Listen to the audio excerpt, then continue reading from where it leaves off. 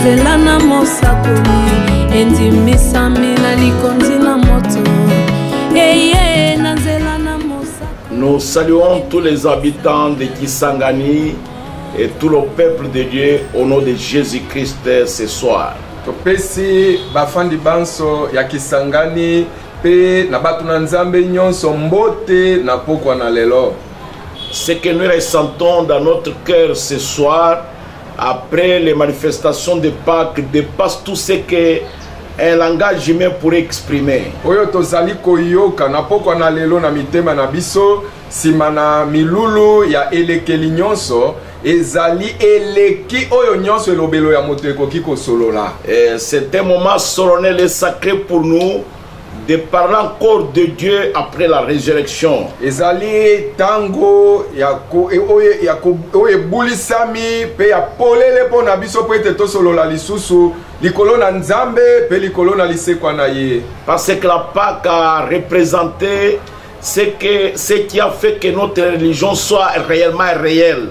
Po ete elekeli ezalaki nde kolakisa oyo esalaki ete losambo toko sambela na biso ezala ya solo penza. Parce que la Pâque a signifié la résurrection du précieux Fils de Dieu qui est venu pour racheter l'humanité. Po ete elekeli elakisaki oyo lisekwa ya mwana na Nzambe ya motuya oyo ayaki pona kosikola mokili. Et la Pâque a signifié la grande victoire suprême qui nous a rendu plus que vainqueurs. Pe elekele la kisaki elonga oyo eleki monene oyo ya likolo ya Nzambe oyo komisaki biso balongi. Il nous a rendu plus que vainqueurs sur la mort. Oyo ele komisi biso koleka balongi likolo na kufa. Sur la tombe. Likolo na kunda. Sur l'enfer. Pe likolo na lifelo. Car le Seigneur lui-même nous avait dit, kwete nkolo yemei alobaki na biso, comme j'ai vaincu, vous vaincrez aussi. Lokola nga na longi bino pe bokolonga. Prions. Tobondela. Dieu notre Père Céleste, nous venons sous le sang de l'agneau confesser nos péchés et nos torts devant toi. Les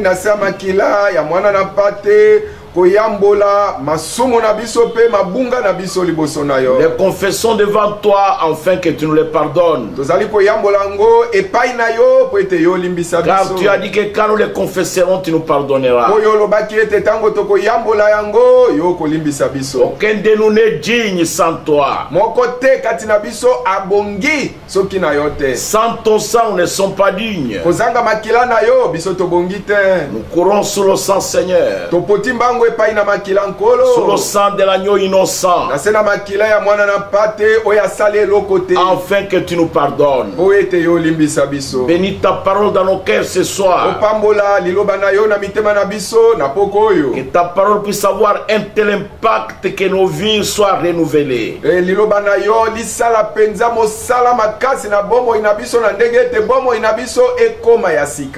nos vies soient régénérées. Et que nous devenions de nouvelles créatures pour la gloire de ton nom. Que nos vies soient des lumières dans les ténèbres. Que ta parole puisse avoir un tel impact afin que nous menions une vie victorieuse sur le monde. Que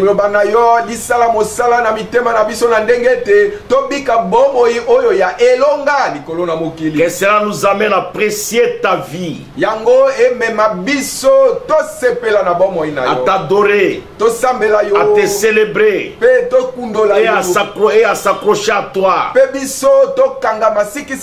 Bénis-nous ce soir pour ta gloire à toi, Seigneur. Que ton esprit parle par nous et entende par les auditeurs. Au nom de Jésus-Christ. Amen. Amina. Nous voulons lire dans le psaume 22. Nous ne lirons pas tous les psaumes. Mais à la maison, lisez tous les psaumes. Mais moi, je vais lire quelques versets. Je vais m'arrêter au verset 9.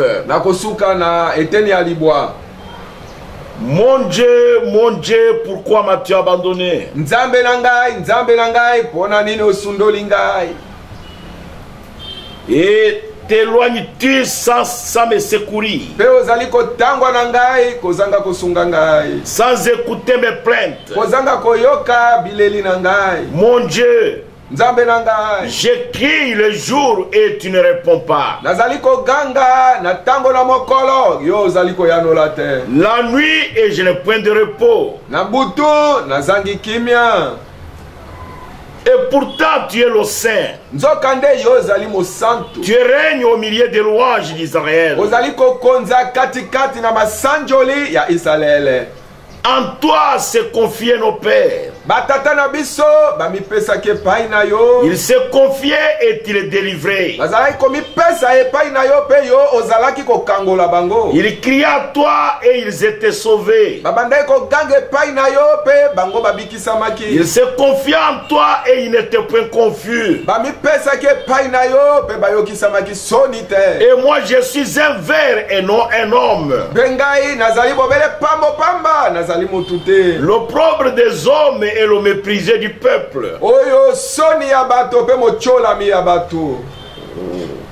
Tous ceux qui me voient se moquent de moi. Baebanso bazomona ngai bazali koseka ngai. Ils ouvrent la bouche, secouent la tête. Bazali kojipola minoko na bango pe bazali koningisa mutu. Je recommande à toi l'Éternel. Na pesi epai na yo Yahweh. L'Éternel le sauvera. Oh Yahweh akobikisa ye. Il le délivrera puisqu'il l'aime. Yahweh akokangola ye po etalingi ye.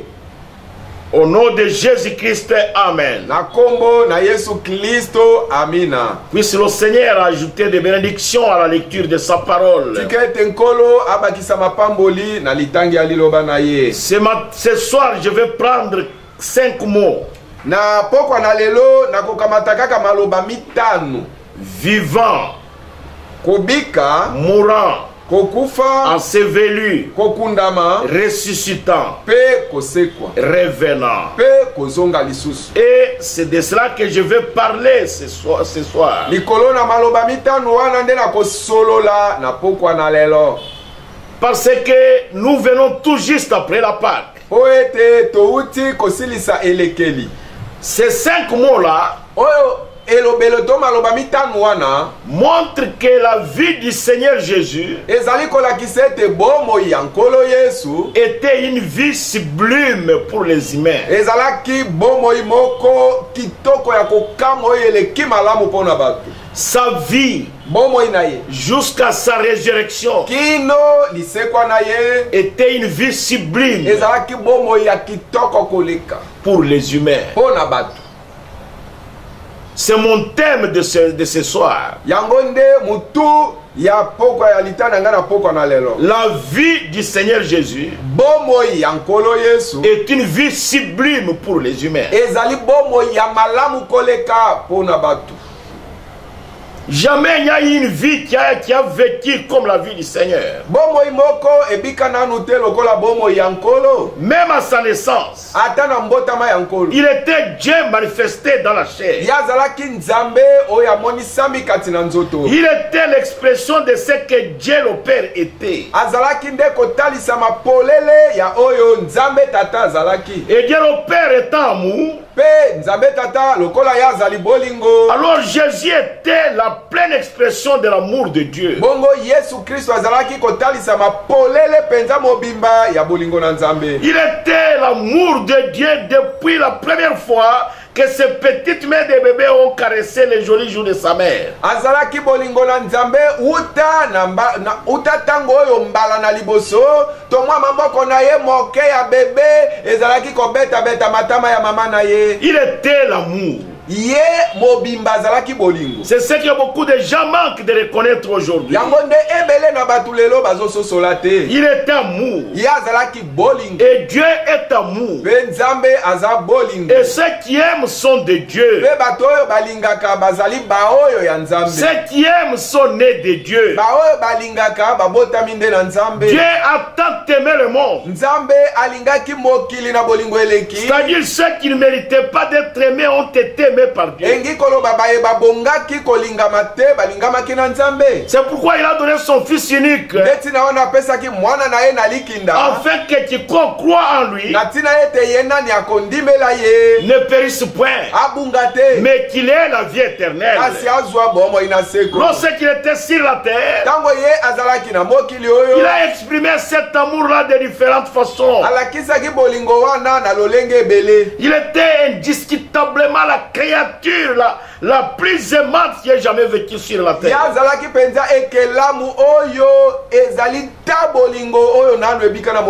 Il était l'expression de Dieu. Il a exprimé Dieu toute sa vie. Et la seule façon dont Dieu puisse être exprimé aux gens, c'est par l'amour.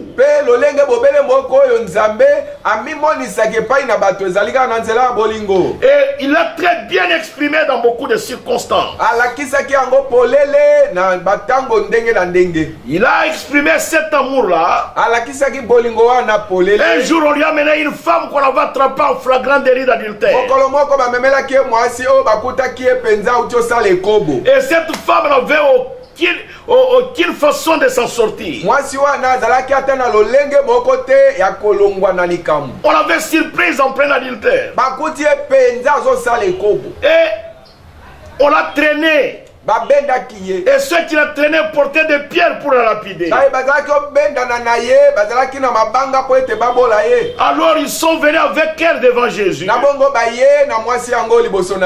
alors ils ont dit, toi, que penses-tu, qu'est-ce que nous pouvons faire de cette femme?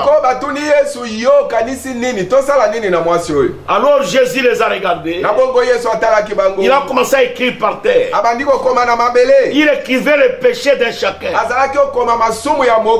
Et qui concluait son nom avec ses péchés, il s'est retiré.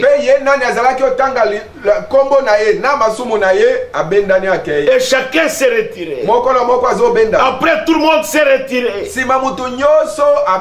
C'est pourquoi je te conseille ce soir, mon frère, ma soeur, avant de condamner quelqu'un, faites-le avec l'amour de Dieu. Et puis regarde dans ta propre vie.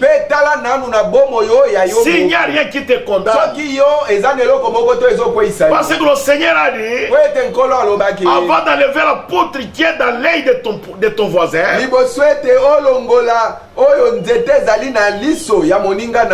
enlève d'abord la paille qui est dans ton œil. Alors Jésus, toute sa vie, il était un paquet d'amour. Il a exprimé son amour au regard de cette femme-là. Lorsqu'il s'est retourné vers elle, il dit, femme, où sont tes accusateurs? Elle a dit, papa, ils sont partis. Et Jésus lui a dit, moi aussi je ne te condamne pas. Va et ne pêche plus, pour que quelque chose de pire ne t'arrive pas. C'est ce que chacun de nous devrait dire. Il devrait faire. Et il devrait réfléchir là-dessus. Que si Dieu m'a pardonné, mes amis de naissance sont déjà morts. Pourquoi Dieu m'a laissé dans la vie? Mon frère, ma soeur, ne pêche plus, pour que rien de pire ne t'arrive. Tu peux t'imaginer, mon frère, nous à Kisangani, nous sommes épargnés aujourd'hui de ce virus. Mais les gens qui ont des structures sanitaires plus élevées que nous,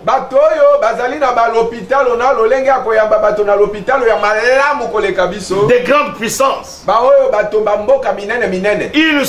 ils sont attaqués et ils sont ravagés.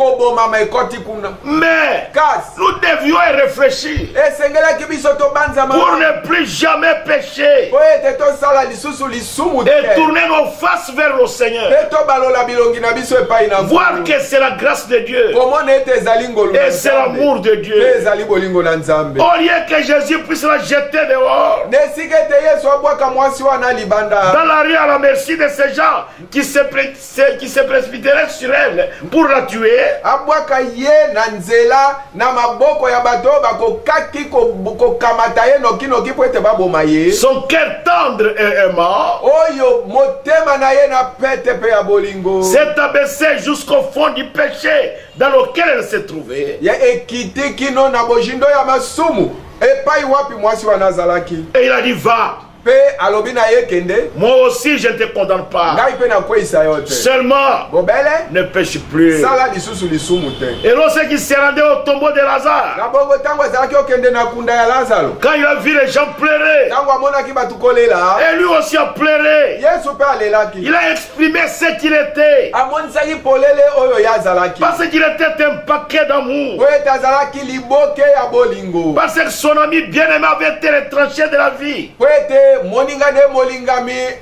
alongolamaki na bomoi. Il savait en tant que Dieu qu'il va résister Lazare. Ayebaki lokola Nzambe ke akosebwisa Lazaro. Mais il savait Kasi ayebaki qu'il était l'amour. ete azalaki bolingo. Et même les paroles qu'il prononçait par amour avaient de la puissance. Ata maloba oyo azalaki kobimisa na nzela na bolingo ezalaki na nguya. Malgré tout, il a pleuré. Ata kobongo alelaki. Et les gens ont dit, regardez comment il l'aimait. Batu balobi tala ndenge alingaki Son grand cœur plein d'amour motema na ye monene etonda bolingo.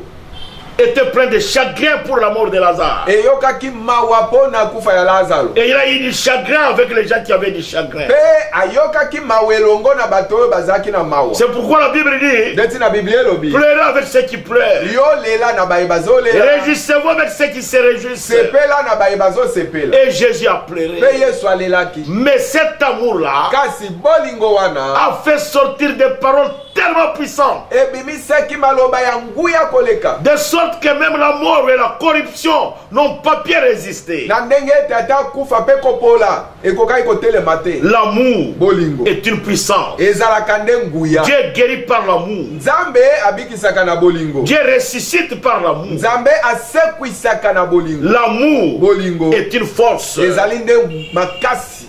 C'est pourquoi on peut trouver Jésus Nde tina toki okuta Yesu parmi les gens au cœur brisé, katikati na bato oyo babukani mitema. dans tous les moments du chagrin. Na tango na biso nyonso ya mawa ya motema. Il n'est pas de ceux-là qui nous abandonnent. Ye azali te oyo akoki kotika biso. Il nous soutient quand rien ne va plus. Tango makambo ezotambola lisusu eloko etambola lisusu te ye asungaka biso. Quand les derniers espoirs terrestres arrivent à la fin, lui nous soutient. Tango elikia ya mokili oyo ekomi na suka ye asungaka biso. Il est Dieu Po ete azali et il est Nzambe, toujours amour. pe azali kaka bolingo. Il est l'expression de Dieu. Ye azali etaliseli polele ya Nzambe. C'est pourquoi il désire voir son peuple tellement loin de son esprit. Ndeti nalingaka mona batu na ye batoni bapakolami penza mobimba na molimo na ye. Qu'ils puissent aller les uns envers les autres dans les moments des épreuves. Na ndenge ete bakangana bamoko na bamosusu kati na tango na komekama. Afin d'apporter l'expression de sa compassion. Na tile ete bamema komonisa mapolele ya mawa na ye. Et qui se déverse dans les cœurs de ceux qui sont nés de son esprit. Oye asopa na kati na mitema ya baye babotami na molimo na ye. Afin de refléter dans l'église et sur la terre l'amour de Dieu. Na tile ete kati na lingomba pe na mokili oyo bolingo na Nzambe emona na polele. En vivant, il nous a aimés. Na kobikaka alingaki biso. En vivant, il a aimé l'humanité. Na kobikaka alingaki mokili. En vivant, il a aimé le Na pécheur. kobikaka alingaki mosumu. Dieu ne veut pas que le pécheur meure dans son péché. Nzambe alingi te ete mosumu ki akufa wana ezali ye na lisumu na ye. La façon même dont Dieu s'est représenté lui-même en Jésus-Christ devant la race humaine. Lolenge oyo Yesu Kristu Nzambe Nzambe amilakisaki ye moko kati na Yesu Kristo liboso na bato. Il a exprimé son opinion sur la race humaine. Amonisaki oyo ye alingaki epai na bato. Pardonner et aimer ceux qui ne pouvaient pas être aimés. Kolimbisa pe kolinga oyo bakokaki kolinga mate. Et je me demande ce soir après la Pâque, Zamituni na poko oyo sima na elekeli. à quel point moi et vous nous avons manqué cela. Biso tozangi yo pe ngai tozangi likambo wana na Nous serions capables d'aimer ceux qui nous aiment. tosengai tozala na makoki ya kolinga bayebalingaka biso te. Mais lui a aimé ceux qui ne l'aimaient pas. Kasi ya alingaki bayeba bandai kolinga mate. Il a été la plus grande et la première représentation de l'amour qui sont offertes à la terre. Azalaki oyo ya monene pe komonisama ya liboso ya bolingo oyo epesama na mokili. Il a été méprisé par ceux qui vivaient sur la terre. Acholamaki na bayeba azalaki kobika na mokili oyo. Par ceux qui l'aimaient. Na ba oyo balingaki ye. Aucun homme n'a jamais aimé comme Jésus. Motu moko te alinga lokola Yesu. Et aucun homme n'a jamais tailli comme Jésus. Pe mutu moko te ainama lokola Yesu. Ils l'ont haï, ils l'ont méprisé, puis ils l'ont rejeté. Bainaki ye, bacholaki ye, sima babwaki ye. Mais cela n'avait pas freiné son amour. Kasi yango telemisaka bolingo na ye te. Frère, ndeko. il partait partout, il guérissait les malades. Azalaki kokende bisika biso akobikisaka ba maladi batuna maladi na. Il résistait les enfants des pharisiens. Azalaki kosekwisa bana ya bafalusai. Mais il continue à l'appeler Belzéboul. Kasi ata bongo bakobaki kobianga ye Belzebul. Et il continue à guérir les malades. Akobaki kobikisa batuna maladi. Et on l'appelait démon. Bazobianga ye On l'appelait enfant illégitime. Bazobianga ye mwana na makangu. Et tout cela, Nyoso wana. jusqu'à ce qu'on l'a suspendu à la croix. Kino bakendeki kobaka ye na ekulusu. Après avoir vécu une vie où il n'avait fait que du bien, Zima na ye kobika bomo yoyo epai wapi ya salaka kaka malamu. pardonnant aux pécheurs, Kolimbisaka basumu. guérissant les malades Kobikisaka batuna et maladi. faisant seulement des choses qui étaient bonnes. Pe kosalaka bobele makambo oyo ezalaki Et bien. lorsqu'il s'apprêtait à rendre son âme à la croix, Bongo tango abelemaki kopesa molimo nene kulusu. après avoir reçu des crachats, des moqueurs vulgaires, Nzima na ye kozwa basoi ya basekiseki ya pamba pamba. il cria d'un cœur plein d'amour. Ye agangaki na motemo etondi bolingo. Il dit, Père, Alobaki tata. pardonne-leur, Limbisa bango. car ils ne savent pas ce qu'ils font. Po ete bayebi te eloko bazosala. Il pouvait comprendre les hommes de la terre étant Dieu. Ye lokola nzambe azalaki na makoki ya kososola bato na mokili. Et aujourd'hui, il comprend. Pe lelo azososo. Car il est le même hier, aujourd'hui, éternellement. Oyo tazali lolenge moko lobi loleki lelo pe libela na C'est pourquoi il pouvait aimer alors. C'est pourquoi il pouvait aimer. ndeti na wana akokaki kolinga. Alors que nous n'étions pas aimables. Nzoka nde biso tokokaki kolinga. Parce qu'il est Dieu, il comprend. Po ete aza nzambe azososola. En vivant, Nakobi kaka. il nous a aimés. Alingaki biso. Il t'a aimé. Alingaki Il yo. m'a aimé. Alingaki Il a pena. aimé le pécheur le plus vil. Alingaki mosumuki ya kafu kafu. Jamais une vie n'a été vécue comme lui. Bomo ya tamo oko ebika nanu te lokola bomo ina ye. Parce que c'était une vie tout enveloppée d'amour. Po ete ezalaka nde bomo imoko ejingelami mobimba na bolingo. Même dans la fête chez Simon, Ata na lipati epai na Simona. cette prostituée, la Marie de Magdala, Oyo mwasi ndumba wana Maria Magdala. Jésus l'a aimé Yesu alingaki et ye. il a chassé cette démon d'elle. Pe abengalaki milimo sambo uta na Maria. C'était son amour. Ezalaki bolingo. Et aujourd'hui, Pelelo. le Seigneur Jésus, Olo Yesu. qui est représenté dans ses serviteurs, Oyo alakisami polele kati na basali na il ye. est amour. Aza bolingo. Ses enfants sont pleins d'amour. Bana na ye batondi bolingo. Ces enfants, Banana. les enfants de Dieu, Bana na nzambe. ne sont pas des accusateurs. Baza bafundi basusu. Non, te. ils sont pleins d'amour. Te batondi na Parce que bolingo. Dieu est amour. Oyo ete nzambe azande bolingo. Celui qui n'aime pas son frère, Oyo alingaka ndeko ne mobali te. la Bible dit, Biblia elobi. c'est un meurtrier. Aza mobomi. Je vais lire un verset Nalingi natanga likomi moko. dans première épître de Jean. Kati na moko Yohani. Nous lisons cela au chapitre 3 de Jean. Tozotanga yango La na première épître de Jean, chapitre 3. moko Yohani misato. Lisons cette écriture-là pour vous montrer que Dieu est amour. Totanga likomi wana pona kolakisa yo ete nzambe aza bolingo. Et celui qui est né de Dieu est plein d'amour. Pe ye oyo abotami na nzambe atondi nde bolingo. Écoutez l'écriture. Boyoka likomi. 1 Jean chapitre 3 verset 15. Mwako Yohani misato zomi na mitano. Jusqu'à 16. Tokosuka na zomi na motoba. Écoutez Jean. Boyoka Yohani. Quiconque hait son frère est un meurtrier. Ye nani akoyina ndeko na ye aza mobomi. Et vous savez qu'aucun meurtrier n'a la vie éternelle demeurant en lui. Pe boyebi malamu ete mobomi ata moko te aza na bomo inaseko kofanda kati na ye. Nous avons connu l'amour.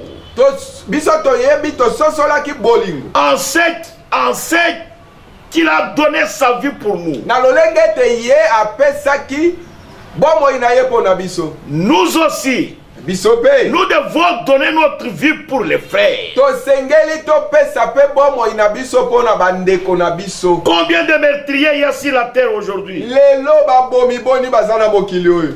Les gens pleins de haine et de rancune. Bato batondi na likunya pe na koina. Et ils ont la Bible à la main. Kasi ata bongo bazana. Et ils vont dans l'église adorer. Bakendeke na ba lo sambo ko sambela. Mais avant d'aimer Dieu, aimer ses enfants. Kasi liboso yo linga nzambe linga nano bana na yete. Vous ne pouvez pas aimer Dieu haïr ses enfants. Okoki linga nzambe te nde oyi na bana na ye. Vous ne pouvez pas aimer un homme et haïr ses enfants. Okoki linga motu te kasi bana na yo ini bango. Aimez d'abord ses enfants. Yo banda nanu ko linga bana na ye. Si vous haïssez votre frère, soki ini ndeko na que vous voyez, ndeko na oyo yo zomo. vous les jalousez. Oyokeli ezu. Comment vous allez aimer Dieu? Ndenge nini yo kokoma ko linga nzambe. Et la Bible dit quiconque son frère était meurtrier. Bible lobi ete ye nani akoyina kandeko na ye aza mobomi. Écoutez le même chapitre, Jean 3 verset 12. Boyoka sikoyo kaka wana na yo moko Yohani misato zomi na mibale. Écoutez. Boyoka. Je vais commencer au verset 10. Et au verset 11. Car ce qui vous a été annoncé et ce que vous avez entendu dès le commencement, c'est que nous devons nous aimer les uns les autres et ne pas ressembler à Caïn qui était du malin.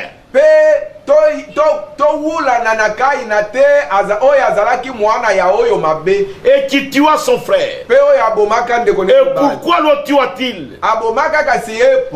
Parce que ses œuvres étaient mauvaises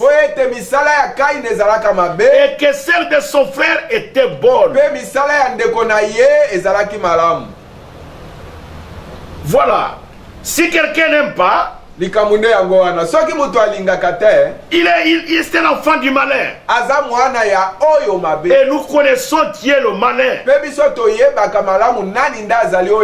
Et le malin, c'est Satan.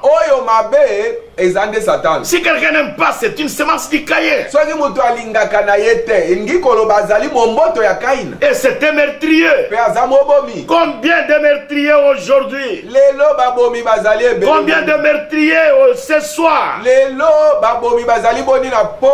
Qui sont assis dans leur bureau, qui sont assis dans leur maison.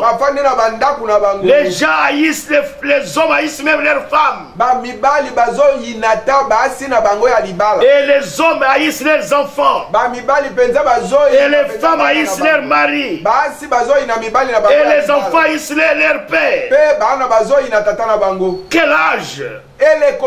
Quelle époque? C'est une époque de meurtriers. Mais le Seigneur Jésus, en vivant, il nous a aimés. Il nous a aimés, nous les méprisables. Nous qui n'étions pas aimables. Il est allé jusqu'à mourir pour nous. Et en mourant, il nous a sauvés. La mort de quelque chose C'est ce que Dieu exigeait. Il a exigé ça depuis le jardin d'Éden. Parce que le salaire du péché, c'est la mort. Et cela ne peut jamais être modifié. Cela ne peut pas s'arranger d'une certaine manière. Non, Dieu est suprême et il est infini. Et il est juge des cieux et de la terre. Le salaire du péché, c'est la mort. Et personne sur la terre ne pouvait payer cela. Aucun homme. Tout homme qu'il soit, il peut mourir pour un autre homme. Mais il n'est pas moins coupable que cet homme pour lequel il meurt.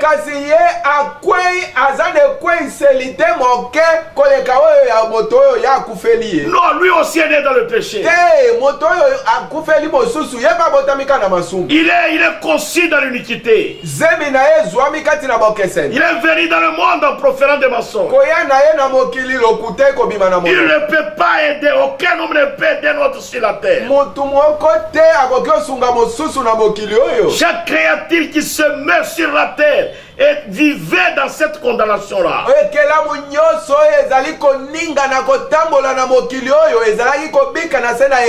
Il peut y avoir des hommes justes, faisant de grandes choses, mais ils ne sont pas moins pécheurs dès le départ. Et il n'y avait qu'une seule manière de payer le prix du péché.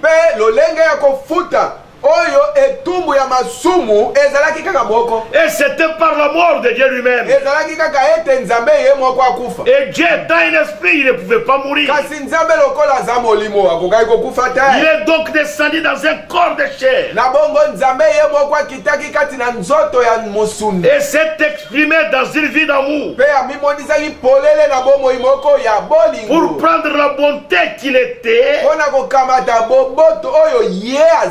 et l'a donné comme sacrifice suprême,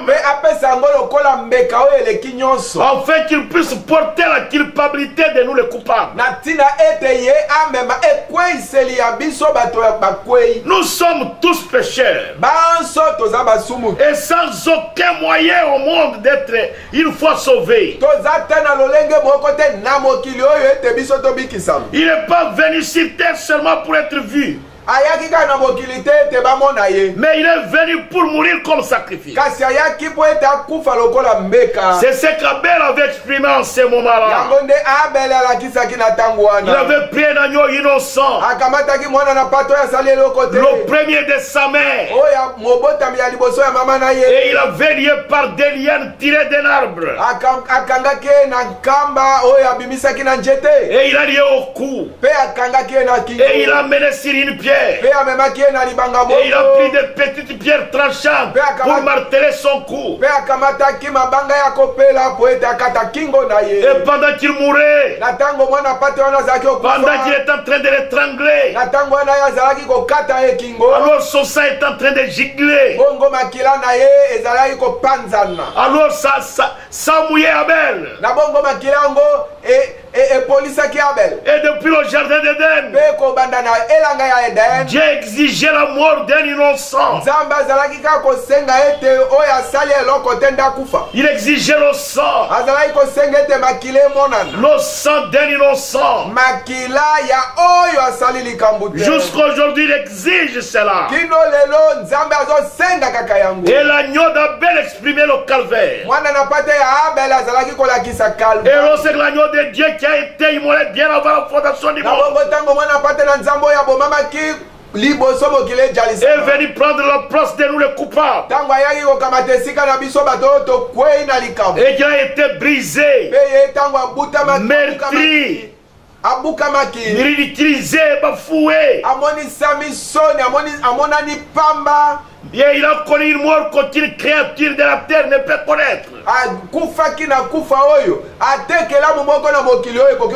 Aucun prophète, aucun homme ne peut mourir d'une telle mort. Et il est mort de cette mort-là pour racheter l'homme d'une vie de péché.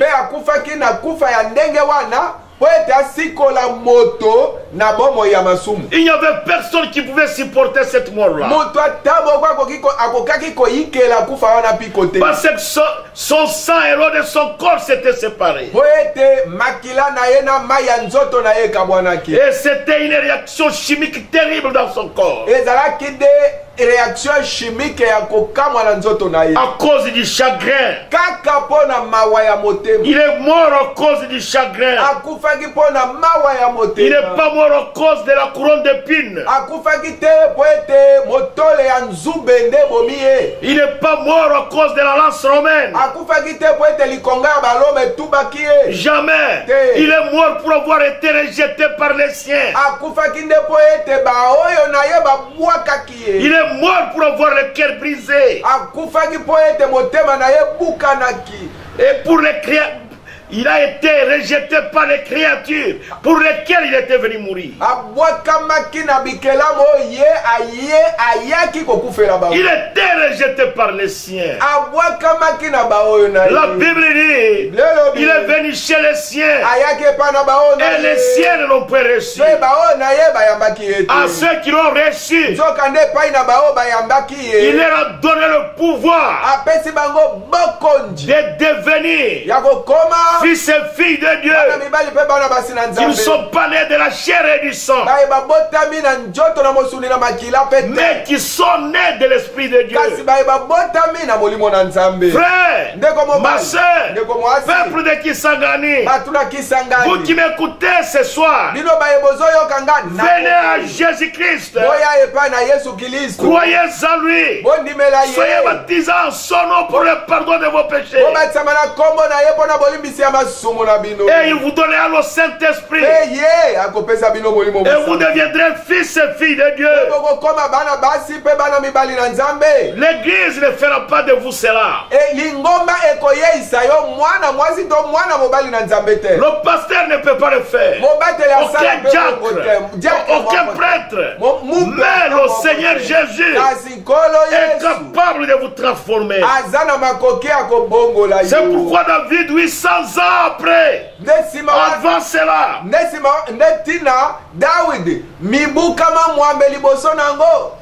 il avait crié ici dans le psaume 22. Mon Dieu, pourquoi m'as-tu abandonné? C'est terrible ce que le péché fait, mes frères. Il sépare l'homme de Dieu. Le grand esprit éternel. Le grand esprit saint. Qui tabernaclait dans ce corps qu'on appelait Jésus. C'était séparé de ce corps-là. Parce que ce corps-là portait le péché de l'humanité.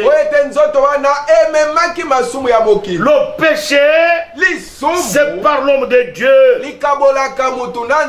Lui, Jésus, il était le sacrifice d'expiation qui devrait être offert pour nos péchés. Et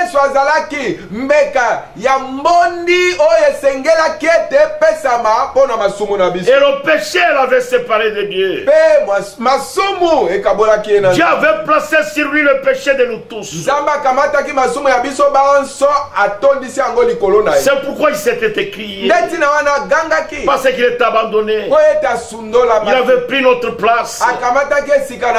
Le fait même de voir que son peuple, vers lequel il était venu comme sauveur, voulait lui offrir la vie.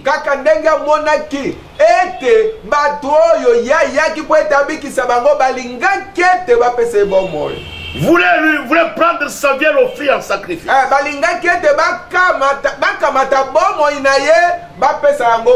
Il l'avait rejeté. Et cela l'avait tellement affligé. Qu'il a eu le cœur tellement brisé au point que le sang et l'eau de son corps se sont séparés.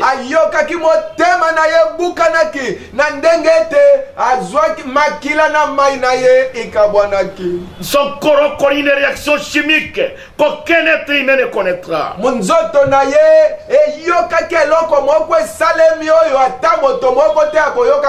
L'homme ne saura jamais ce que cela a été. Aucun homme n'aurait pu mourir comme cela. Peu importe les tourments que vous pouvez avoir, vous ne pouvez jamais traverser cela. Même si on peut vous enchaîner, vous scier, vous n'aurez jamais une telle réaction.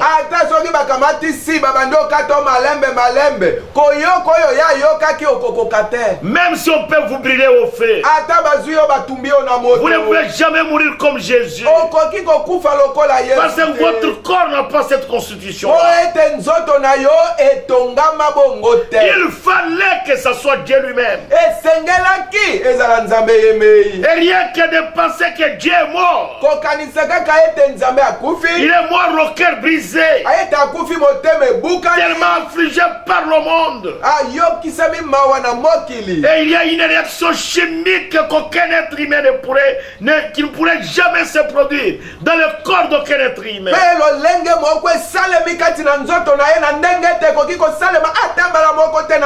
Vous ne pouvez jamais souffrir comme Jésus.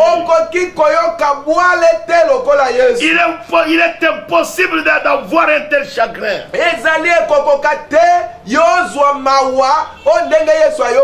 Vous ne pouvez pas voir cela. Mais un seul pouvait le faire.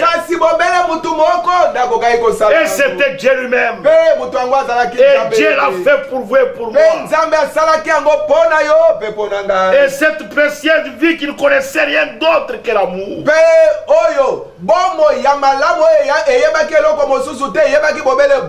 Une vie suprême a été suspendue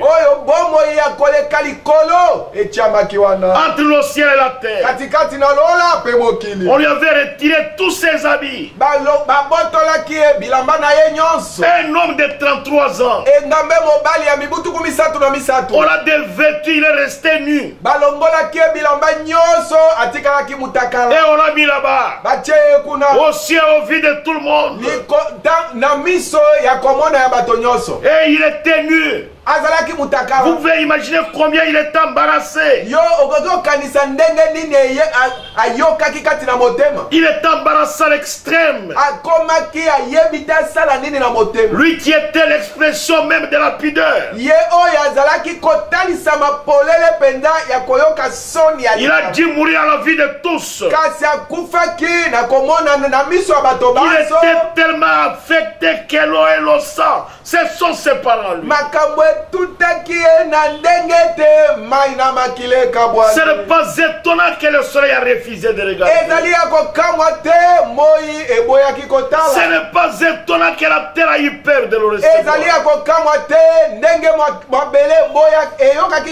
Ce n'est pas étonnant que la lune et les étoiles se sont cachées.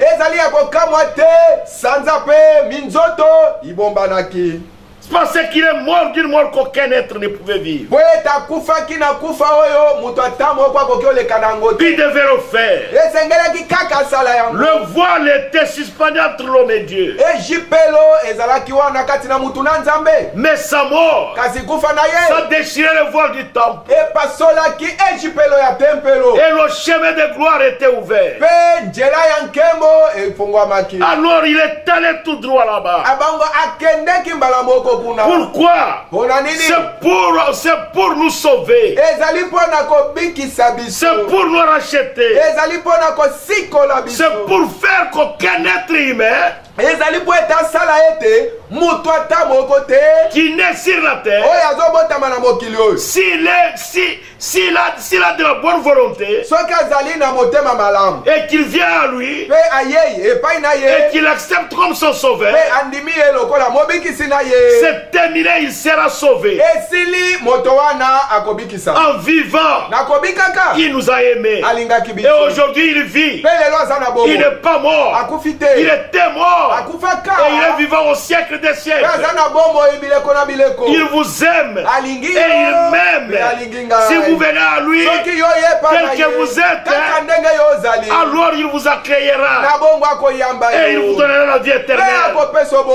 En vivant, il nous a aimés. En mourant, il nous a sauvés. La mort du Seigneur, la mort du Seigneur Jésus-Christ, c'est pour vous donner la vie éternelle. C'est pourquoi nous l'appelons sauveur. Sauveur du monde. Pas sauveur d'un seul peuple, mais sauveur du monde. Il est ton sauveur et il est mon sauveur. Croyez en lui et vous aurez la vie éternelle. Il nous a aimés, il nous a sauvés. Nous allons voir ça le vendredi. Comment il a été enseveli. Qu'est-ce que cet ensevelissement avait pour objectif? Quelle est sa valeur? Mais ce soir, nous avons connu qu'il était l'expression de l'amour de Dieu. Et qu'en dehors de lui, il n'y a pas de Saint-Pierre. Non, pas de Saint-Père. Non, il y a le Sauveur, le Seigneur Jésus-Christ. Que Dieu vous bénisse. Prions. Dieu notre Père Céleste, je te prie ce soir, répand ton amour dans le cœur du peuple. Que tous ceux qui vont nous écouter ce soir, tous ceux qui nous ont écoutés, que ton amour se répande dans leur cœur. Cet amour-là va amener à guérir les malades, à résister les morts et à pardonner les péchés. Que les malades qui ont écouté cette parole, au nom de cet amour de Dieu, par la puissance de cet amour, au nom de Jésus-Christ, qu'il reçoive leur guérison là où ils se retrouvent.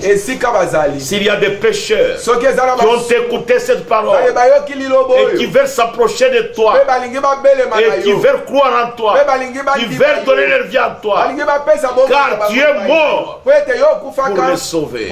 Au nom de Jésus-Christ, accorde-leur la vie éternelle. Amène-leur une bonne repentance. Qu'ils reçoivent le pardon de leurs péchés. Qu'ils soient baptisés en ton nom. Qu'ils reçoivent le Saint-Esprit pour entrer dans ton royaume. Je te le demande ce soir, au nom suprême, au nom de victoire, le nom du Seigneur Jésus-Christ. Amen. Amen. Amen. Je dis ceci au peuple de Dieu. Assemblée chrétienne qui Kisangani,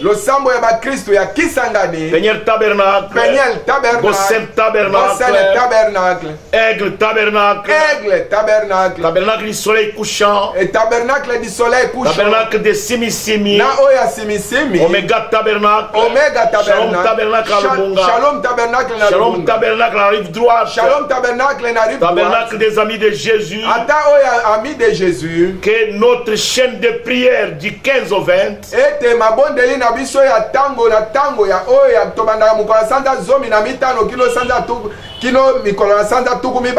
ça commence demain mercredi le 15 de 19h à 20h, foyer par foyer. bato na bato na ndaku na bango. Toi mon frère, Yonde kolanga mo. tu es pasteur de ta maison. Oza mo bateli ya ndaku na yo. Et toi ma sœur, yonde kolanga mo. tu es pasteur de ta maison. Oza mo bateli ya ndaku na yo. À ces heures-là, na batango wana 19h à 20h, kobanda ngonga wana 19h ti 20h, que les enfants n'aillent pas se promener, bana bakende que les enfants restent à la maison. Bana batika na ndako. Vous êtes l'épouse de Christ. Bozali mwasi na libala ya Christ. C'est le moment où l'épouse doit implorer la grâce. Ezali tango oyo mwasi na libala esengeli asenga ngulu. Que Dieu arrête la pandémie dans le monde. Ete nzambe atelemisa maladi oyo na mokili. Que Dieu répande sa grâce dans le cœur des gens. Ete nzambe asopa ngolu na ye na mitema ya bato. C'est l'épouse qui doit réclamer cette grâce. Oya kosenga ngolu yango ezande mwasi na libala. Qui doit la réclamer. Nde asengeli asenga pour ya. que Dieu arrête la pandémie. Ete nzambe atelemisa maladi. Et que l'épouse soit libre de prier. Pe mwasi na libala azala somi pona kobondela. Afin de s'apprêter pour l'enlèvement qui est prêt. Que cette pandémie soit un message. C'est un langage de Dieu pour sister la jalousie de l'épouse. Afin de réclamer au départ. Que Dieu vous bénisse.